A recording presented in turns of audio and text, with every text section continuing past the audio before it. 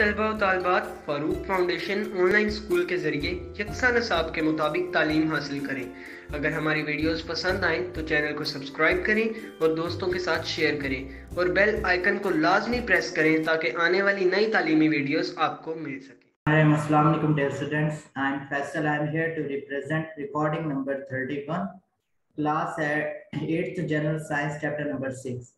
सबसे पहले बच्चों आपके लिए एक छोटा सा मैसेज के ऑनलाइन स्कूल ऑनलाइन क्लासेस के जरिए आप अपने तालीमी इम्तिहानात में नुमाया मार्क्स हासिल कर सकते हैं। आप अपनी तालीम और उम्र के हिसाब से मजीद तालीम हासिल करें। अपने पेरेंट्स को मोबाइल फ़ोन या कंप्यूटर पर जैसे आसानी हो हमारी तालीमी वीडियोस के जरिए तालीम हासिल करने के लिए रिक्वेस्ट करें और कोशिश करें डेली 1 से 2 घंटे आपने ऑनलाइन क्लासेस ज्वाइन करनी है। इसका फ़ायदा बच्चों आपको ही होगा कि आप पेपर्स में अच्छे मार्क्स हासिल कर सकते हैं। तमाम तालीमी वीडियोस फ्री ऑफ कॉस्ट बगैर किसी फीस के मुफ्त तालीम हमारे प्लेटफॉर्म से आप हासिल कर सकते हैं। तमाम सब्जेक्ट्स की तमाम क्लासेस के तालीमी videos YouTube channel Farooq foundation online school पर अवेलेबल है। यहाँ से आप ऑनलाइन क्लासेस हासिल कर सकते हैं। आज हम अपना रिकॉर्डिंग नंबर 31 स्टार्ट करते हैं। लास्ट टाइम हमने बेसिस के बारे में डिस्कस किया था। हमने बताया था कि उसकी प्रॉपर्टीज क्या है, फिर हमने कुछ बेसिस का यूजेस वगैरह सब कुछ डिटेल से स्टडी किया था। आज जो हमारा टॉपिक है वो है साल्ट कि साल्ट्स क्या होते हैं, ये आज हमारा टॉपिक है salts. A salt is a compound formed by the neutralization of an acid with a base. कहता है साल्ट क्या है, साल्ट कहता है ऐसा कंपाउंड है formed by the neutralization of an acid with a base कि एसिड और बेस का जो न्यूट्रलाइजेशन का प्रोसेस है, हमने पढ़ा था ना कि एसिड और बेस अगर रिएक्ट करते हैं तो साल्ट प्रोड्यूस होता है और वाटर। तो वो यही कह रहा है कि ये फॉर्म्ड होता है by the neutralisation of an acid with a base कि एसिड और बेस के आपस में मिलने से न्यूट्रलाइजेशन जो प्रोसेस है उसमें इसके के दौरान कौन सा जो साल्ट प्रोड्यूस होता है विद वाटर। तो a large variety of compounds exist as salt के large variety of compound exist करते हैं एज अ साल्ट के फॉर्म के अंदर। Sodium chloride is a common salt. Sodium chloride हम पढ़ते ही आ रहे हैं, ये कॉमन साल्ट है which we use in our food. ये जो सोडियम क्लोराइड जो नमक है जो कॉमन है, ये हम अपने फूड में भी क्या करते हैं, इसका इस्तेमाल करते हैं। तो some common salt and their formula are given in के कुछ और भी कॉमन ऐसे साल्ट हैं जिनके फार्मूला वो कहता है गिवन है। ये साल्ट है, ये इनके फार्मूला है, ये साल्ट इनके फार्मूला। कोशिश करें कि ज्यादा से ज्यादा आपको साल्ट के नाम याद हो और उनके अपने फार्मूले याद करें। जैसे sodium chloride NaCl, potassium chloride KCl, ammonium chloride NH4Cl, ये सारे साल्ट हैं।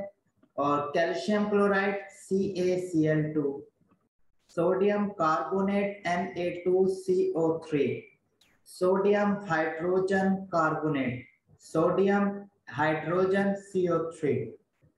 जबकि और साल्ट की अगर हम बात करें, sodium nitrate, sodium NO3, potassium nitrate KNO3, ammonium nitrate NH4NO3, calcium sulphate CaSO4, calcium sulphate, calcium carbonate, तो ये कैल्शियम कार्बोनेट में CaCO3, कॉपर सल्फेट कॉपर आ जाएगा SO4। तो ये कुछ साल्ट्स के ये नाम है, उसके साथ ये फॉर्मूले गिवन है। तो साल्ट का पता लग गया कि न्यूट्रलाइजेशन एसिड और बेस के नतीजे में जो बनता है कंपाउंड उसे हम साल्ट कहते हैं। सोडियम क्लोराइड कॉमन साल्ट है और ये बाकी साल्ट। नेक्स्ट हम अपनी स्लाइड की तरफ जाते हैं, पेज नंबर 88 पे। अब वही इसकी जिस तरह एसिड की हमने प्रॉपर्टीज पढ़ी थी, बेसिस की प्रॉपर्टीज पढ़ी थी, सेम इसी तरह हमने इनकी भी प्रॉपर्टीज क्या करनी है, डिस्कस करनी। तो कहते हैं प्रॉपर्टीज ऑफ साल्ट्स के जो साल्ट्स है उसकी प्रॉपर्टीज क्या है। साल्ट पहली प्रॉपर्टी है कि जो साल्ट्स है एग्जिस्ट इन सॉलिड स्टेट। किस फॉर्म में एग्जिस्ट करते हैं, सॉलिड स्टेट के अंदर। यानी जो भी साल्ट होगा वो किस फॉर्म में एग्जिस्ट करेगा, सॉलिड फॉर्म के अंदर, लिक्विड और गैस के फॉर्म में नहीं। ये पहली प्रॉपर्टी है। They are found in crystalline और इन पाउडर फॉर्म। अभी सॉलिड फॉर्म के अंदर अब इनकी इसकी भी आगे दो फॉर्म हो सकती है, या क्रिस्टलाइन क्रिस्टल नुमा की फॉर्म में पाया जा सकता है, छोटे छोटे क्रिस्टल होते हैं, या ये पाउडर इसकी पाउडर फॉर्म हो सकती है। तो सॉलिड की फॉर्म में ये साल्ट्स एग्जिस्ट करते हैं। मजीद इनके आगे दो टाइप्स हो सकती है, क्या ये अदर क्रिस्टलाइन फॉर्म में भी एग्जिस्ट कर सकते हैं और पाउडर फॉर्म में। They have high melting and boiling point. ये प्रॉपर्टी है कि इनकी हाई मेल्टिंग पॉइंट होता है और बॉइलिंग पॉइंट भी। जनरली साल्ट्स जो होते हैं आर सॉल्युबल इन वाटर। ये वाटर के अंदर क्या होते हैं, सॉल्युबल होते हैं, हल पजीर होते हैं। कि आप सोडियम क्लोराइड को भी नमक लें घर के अंदर जो, उसका अगर आप पानी में उसको डिजोल्व करते हैं तो आप देखेंगे उसके अंदर क्या हो जाएगा, सॉल्युबल हो जाएगा, हल पजीर हो जाएगा। However, ताहम the salts like calcium carbonate, इसके अलावा कहता है कुछ साल्ट हैं जैसे calcium carbonate, lead chloride and cadmium sulphate. ये कुछ ऐसे साल्ट्स के नाम हैं आर इनसॉल्युबल इन वाटर, जो कि वाटर के अंदर सॉल्युबल नहीं है। ओवरऑल देखा जाए तो साल्ट्स जो होते हैं वो वाटर के अंदर सॉल्युबल होते हैं, लेकिन कुछ ऐसे साल्ट हैं जो वाटर के अंदर सॉल्युबल नहीं होते। उनके अंदर कौन से साल्ट हैं, वो है calcium carbonate, lead chloride and cadmium sulphate. ये कुछ ऐसे साल्ट्स हैं जो वाटर के अंदर सॉल्युबल नहीं है। थर्ड इसकी प्रॉपर्टी है कि aqueous solution of metal salt और their molten forms conduct electricity. कि जो एक्वस सॉल्यूशन है मेटल साल्ट का, फिर वही बात कि एक्वस सॉल्यूशन एसिड है, एक्वस सॉल्यूशन बेसिस है, वो कंडक्ट करते हैं इलेक्ट्रिसिटी। तो इसी तरह वो कह रहे हैं aqueous solutions of metal salt और देयर मोल्टन फॉर्म, या जो पिघलने वाली फॉर्म होती है मोल्टन फॉर्म, ये क्या कर सकते हैं, कंडक्ट इलेक्ट्रिसिटी कर सकते हैं। तो aqueous solutions of metal salt और देयर मोल्टन फॉर्म ये कंडक्ट करते हैं इलेक्ट्रिसिटी। नंबर 4 है many of the salts contain water molecules in their crystal. ये साल्ट होते हैं, फॉर एग्जांपल ये साल्ट है तो इनके साथ वाटर मॉलिक्यूल्स भी होते हैं, क्या होते हैं, अटैच होते हैं। तो कहते हैं काफी salt, many of this salt contain water molecule in their crystal. Crystal के अंदर वाटर मॉलिक्यूल्स होते हैं which are responsible for the shape of crystal, कि वो रिस्पॉन्सिबल होते हैं कि वो साल्ट की कौन सी शेप हो, क्रिस्टलाइन की कौन सी फॉर्म हो। Many of this salt contain water molecules in their crystals which are responsible for the shape of the crystal. अब लास्ट इसकी प्रॉपर्टी है, फिर sorry second last, carbonates and bicarbonates react with acid. ये हमने पहले पढ़ा था, सोडियम कार्बोनेट और सोडियम बाइकार्बोनेट। तो कहता है सोडियम ये कार्बोनेट्स एंड बाइकार्बोनेट्स रिएक्ट करते हैं एसिड के साथ, क्या होगा, to liberate carbon dioxide gas. यानी ये साल्ट है, सोडियम कार्बोनेट का एक साल्ट है, ये एसिड के साथ HCl के साथ रिएक्ट करता है, उसके नतीजे में सोडियम क्लोराइड बना, वाटर बना, और कौन सी गैस रिलीज होती है, कार्बन डाइऑक्साइड। यानी साल्ट अगर एसिड के साथ रिएक्ट करता है तो कार्बन डाइऑक्साइड गैस रिलीज होती है। सोडियम कार्बोनेट हाइड्रोक्लोरिक एसिड के साथ रिएक्ट करके क्या बनाता है, सोडियम क्लोराइड बनाता है, फिर वाटर बनाता है एक और कौन सी गैस प्रोड्यूस करता है, कार्बन डाइऑक्साइड। मैं आपसे कहूं कि साल्ट है, अगर मैं एसिड के साथ रिएक्ट करूंगा तो कौन सी गैस प्रोड्यूस होगी, तो आप कहोगे sir carbon dioxide gas produce होगी। इसकी सिक्स्थ जो प्रॉपर्टी है वो है when salts of heavy metals, के जो हैवी मेटल्स के जो साल्ट है वो रिएक्ट करते हैं अल्कलाइज के साथ, या अल्कलीस भी कह सकते हो आप, अल्कलाइज के साथ वो रिएक्ट करते हैं, precipitates of heavy metal hydroxide are form. कि जो हैवी मेटल के साल्ट्स हैं जब ये रिएक्ट करते हैं बेसिस के साथ, अल्कलाइज के साथ, तो precipitate of heavy metals of hydroxide are form. Precipitate कहते हैं छोटे छोटे सब्सटेंसेस वाटर के अंदर या किसी भी सॉल्यूशन के अंदर आप प्रेसिपिटेट देखेंगे जो नीचे जमना शुरू हो जाते हैं, उन्हें हम क्या कहते हैं, प्रेसिपिटेट। उनके सॉल्यूट पार्टिकल्स उनका साइज क्या होता है, ज्यादा। तो precipitate of heavy metal hydroxide are form in the reaction mixture. Precipitates are the substances. अब देखो उसकी डेफिनेशन है, कि प्रेसिपिटेट्स आर द सब्सटेंसेस, ये वो सब्सटेंसेस हैं which appear as solid insoluble product, जो एक सॉलिड प्रोडक्ट होता है जो सॉल्यूशन के अंदर सॉल्युबल नहीं होता, अल्कज़िब नहीं होता, in the liquid reaction mixture. ठीक है, precipitates are the substances which appear as solid insoluble product in the liquid reaction mixture। ठीक है, तो ये प्रेसिपिटेट की अगर हम बात करें तो जो प्रेसिपिटेट होते हैं ये सॉल्युबल नहीं होते। जैसे मैं आपको इसमें दिखा दूं कि ये टेस्ट ट्यूब है, इसके अंदर ये जो है ये पार्टिकल्स या आप ये कहते हैं कि जो साल्ट जो है वो प्रेसिपिटेट बन जाते हैं नीचे, ये डिसॉल्व नहीं होते। डिसॉल्व होते तो ये सॉल्यूशन हो जाते हैं, ये डिसॉल्व नहीं होते। तो यही कहना चाह रहा है कि जो प्रेसिपिटेट बनने के बाद, अब जैसे ferric chloride, ferric chloride sodium hydroxide के साथ रिएक्ट करता है तो क्या बनता है, फेरिक हाइड्रोक्साइड बनता है और ये पीपीटी बनते हैं। फेरिक हाइड्रोक्साइड पीपीटी कहते हैं, प्रेसिपिटेट। ये जो छोटा सा पीपीटी लिख रहा है इसका मतलब है प्रेसिपिटेट, यानी इसके ये प्रेसिपिटेट बन जाएंगे, ये सॉल्यूशन के अंदर सॉल्युबल नहीं होगा। और साथ में क्या चीज बनेगी, सोडियम क्लोराइड। यानी ये जो साल्ट है ये आयरन क्लोराइड, ये जब बेस के साथ रिएक्ट करता है तो क्या बन जाते हैं, प्रेसिपिटेट बन जाते हैं। फेरिक हाइड्रोक्साइड ये प्रेसिपिटेट बन जाते हैं। सेवंथ इसकी जो प्रॉपर्टी अगर हम डिस्कस करें कि the chemical reaction of water, कि जो केमिकल रिएक्शन है वाटर का इसके साथ with the salt produces N acid and a base and the reaction is called hydrolysis.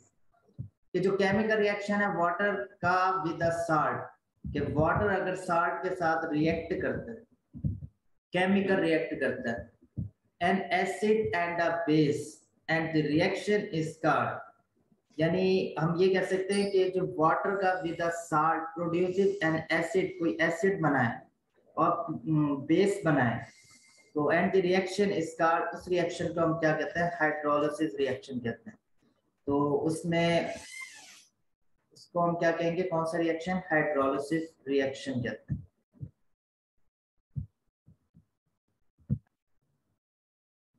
यही इसमें डिस्कस किया गया है कि जो सोडियम कार्बोनेट का साल्ट प्लस वाटर के साथ अगर रिएक्ट करता है तो क्या बेस और एसिड प्रोड्यूस होती है। इस रिएक्शन को हम क्या कहते हैं, हाइड्रोलिसिस रिएक्शन। कि ऐसा रिएक्शन जिसके अंदर साल्ट रिएक्ट कर रहा हो वाटर के साथ और एसिड प्रोड्यूस हो रहा और क्या प्रोड्यूस हो रहा है, base. The chemical reaction of water with the salt produces an acid and base and the reaction is called hydrolysis। अब हम आते हैं इसके ऊपर, ये 7 प्रॉपर्टीज की हमने डिस्कस की, इसको अच्छी तरह प्रॉपर्टीज। अब एसिड की भी प्रॉपर्टीज आपके पास है, बेसिस की भी, साल्ट्स की भी। इन तीनों की आपने अच्छी तरह प्रॉपर्टीज याद करनी है कि ये इनमें क्या और एसिड और बेस में क्या फर्क है, इसी तरह साल्ट क्या होता है। उसके बाद हम बात करते हैं यूजेज ऑफ साल्ट, कि साल्ट के किस तरह क्या यूजेज है। फर्स्ट वन है role of salt in human body, कि साल्ट का ह्यूमन बॉडी में क्या किरदार है। साल्ट्स ऑफ सोडियम, सोडियम के salts, potassium, calcium, magnesium and iron are needed for the, आपने कहा ना इसको कैल्शियम की कमी है, सुना होगा इसकी हड्डियों के अंदर कैल्शियम की कमी है, तो वो एक्चुअली साल्ट होते हैं। ठीक है, तो the salts of sodium, potassium, calcium, magnesium and iron are needed for the normal working of our body, कि हमारी नॉर्मल फंक्शनिंग, बॉडी की नॉर्मल वर्किंग के लिए सोडियम के salt, potassium, calcium, magnesium and iron की जरूरत होती है कि हमारा जो बॉडी फंक्शन है वो प्रॉपरली वर्क कर सके। ए पार्ट में वो कहता है, अब जो हमने बारी बारी उस साल्ट की डिस्कशन करनी है कि सोडियम एंड पोटाशियम साल्ट, के जो पेज नंबर 89 पर, sodium and potassium salts are needed for the proper functioning of muscles and the nervous system, के मसल्स एंड नर्वस सिस्टम की प्रॉपर फंक्शनिंग के लिए सोडियम एंड पोटाशियम साल्ट्स क्या होते हैं, जरूरत होती है उनकी, आर नीडेड, उनकी जरूरत होती है। We have salts of calcium are present in bones, कि जो कैल्शियम के साल्ट है वो प्रेजेंट होते हैं बोन्स के अंदर। They are responsible for the strength of bones, ये जो कैल्शियम के साल्ट वो हमारी बोन्स के अंदर प्रेजेंट होते हैं, उनका काम क्या होता है कि वो बोन्स हड्डियों को मजबूती देना। These salts are responsible for preventing heart attacks। ये साल्ट का की जिम्मेदारी होती है, रिस्पॉन्सिबल होते हैं कि हार्ट अटैक जैसी बीमारी से क्या करें, इसको प्रिवेंट करें। Plaster of Paris calcium sulphate is used to for broken limbs. की हड्डियां वगैरह अक्सर टूट जाती हैं तो उसके आपने देखा होगा प्लास्टर ऑफ पेरिस हम चढ़ाते हैं ताकि वो उसको क्या कहती है, यूज फॉर ब्रोकन लिम्स के लिए उसको सपोर्ट प्रोवाइड कर सके। तीसरा है potash alum is used to coagulate the blood coming out of a wound. के बाउंड से जो ब्लड निकल रहा है उसको क्या कहते हैं, कोगुलेट करने के लिए भी पोटाश एनम यूज होता है। It is also used for the purification of water. Water को प्यूरिफाई करने के लिए भी ये साल्ट यूज होता है। These salts of iodine are needed for the proper functioning of thyroid glands। हमारे thyroid glands होते हैं इस तरफ, तो उनकी प्रॉपर फंक्शनिंग के लिए अगर उनमें आयोडीन की कमी हो जाए तो वो प्रॉपर फंक्शनिंग नहीं करते। तो salts of iodine are needed for the proper functioning of thyroid glands। They are also used for the treatment of goiter। अक्सर आपने देखा होगा कि किसी की गर्दन ज्यादा वो स्वेलन टाइप की हो जाती है, ज्यादा आपको बड़ी आपको नजर आती है, तो वो गोइटर एक डिजीज है। तो वो कहता है कि they are also use for the treatment of goitre. ऐसी बीमारी के लिए भी ये क्या करते हैं, हम आयोडीन के जो साल्ट है वो यूज करते हैं। सेकंड है uses of salts in our daily life. ये तो हमारा था ना बॉडी के अंदर, जैसे साल्ट्स इन सोसाइटी में अगर हम ओवरऑल बात करें तो सोडियम क्लोराइड इन इंडस्ट्री में यूज हो रहा है केमिकल्स की प्रिपरेशन के लिए। फर्टिलाइजर में हम यूज कर रहे हैं salt ammonium sulphate, ammonium nitrate, ये साल्ट है, ठीक है, फर्टिलाइजर खादे बनाने के लिए। इसके अलावा फूड के अंदर हम सोडियम क्लोराइड ये चीज की ये फूड में भी यूज हो रहा है। मेडिकल यूज हमने अभी बताया प्लास्टर ऑफ पेरिस, ठीक है। फूड प्रिजर्वेशन में ये यूज हो रहा है जैसे sodium nitrate, sodium sulphate, sodium citrate, ये वो साल्ट है जो फूड को प्रिजर्व करते हैं, गलने सड़ने के अमल से खराब से बचाने के लिए ये साल्ट का हम यूज करते हैं। फोटोग्राफी के लिए मतलब सिल्वर साल्ट हम यूज करते हैं, ठीक है। अब है uses of salts in daily life. वो तो था ना हमारी बॉडी के लिए, वर्किंग ऑफ बॉडी। अब है कि रोजमर्रा जिंदगी में इन साल्ट्स का क्या रोल है, इनका काम क्या है, इनका फंक्शन क्या है। इन आवर डेली लाइफ, हमारी डेली लाइफ में वी यूज कॉमन साल्ट, हम कॉमन साल्ट यूज करते हैं for seasoning food, food seasoning के लिए। It is also use we use common salt for seasoning। it is also used और ये use होता है for preventive for fish and pickles, preservatives के, सॉरी ये preservatives किसके लिए, फिश को प्रिजर्व करने के लिए, पिक्सल्स अचार वगैरह इनको प्रिजर्व करने के लिए हम भी ये साल्ट क्या यूज करते हैं, रोजमर्रा जिंदगी में यूज कर रहे होते हैं। सेकंड है baking soda is use for giving softness to bread and cake. Bread और केक को सॉफ्टनेस के लिए हम उसके अंदर बेकिंग सोडा यूज करते हैं, वो भी एक साल्ट है। वॉशिंग सोडा, जो washing soda is use for washing clothes, ये भी साल्ट है। Sodium potassium tartrate is use as laxative. Sodium potassium tartrate को हम लैक्सेटिव के तौर पे भी क्या करते हैं, यूज करते हैं। Uses of salts in industries, के इंडस्ट्री में साल्ट का क्या रोल है। Sodium chloride is use for manufacture of chlorine. कि सोडियम क्लोराइड जो साल्ट है वो यूज होता है इंडस्ट्री के अंदर फॉर द मैन्युफैक्चर क्लोरीन की प्रोडक्शन के लिए, हाइड्रोजन क्लोराइड के प्रोडक्शन के लिए, caustic soda, washing soda and sodium hydrogen carbonate. तो सोडियम क्लोराइड का अगर आपसे कहे कि इंडस्ट्री में क्या रोल है तो आपने यही लिखना है कि manufacture of chlorine, hydrogen chloride, caustic soda, washing soda and sodium hydrogen carbonate. B इसका ऑप्शन है sodium carbonate is use for softening hard water. ये जो हार्ड वाटर होता है उसको सॉफ्ट बनाने के लिए भी हम सोडियम कार्बोनेट को यूज करते हैं। क्यों, सोडियम कार्बोनेट क्या है, साल्ट है। And for the manufacture of glass and soap की मैन्युफैक्चरिंग के लिए भी हम क्या करते हैं, सोडियम कार्बोनेट को यूज करते हैं। Potassium nitrate is use for the preparation of gun powder and fireworks. कि जो potassium nitrate is use for the gun powder, या आतिशबाजी वगैरह में या गन पाउडर में, बारूद वगैरह में इस्तेमाल करने के लिए पोटाशियम नाइट्रेट, ये साल्ट है जिसको हम क्या करते हैं, यूज करते हैं। It is also use as a fertiliser. Potassium nitrate को फर्टिलाइजर के तौर पर भी क्या करते हैं, इस्तेमाल करते हैं। Potassium is use for purification of water, ये हमने पहले पढ़ा था कि वाटर की प्यूरिफिकेशन के लिए इसे यूज करते हैं। In dyeing cloth and for tanning hides, खाले वगैरह ये जो है इनको भी क्या के लिए भी हम पोटाशियम यूज करते हैं। Copper sulphate is use as fungicide.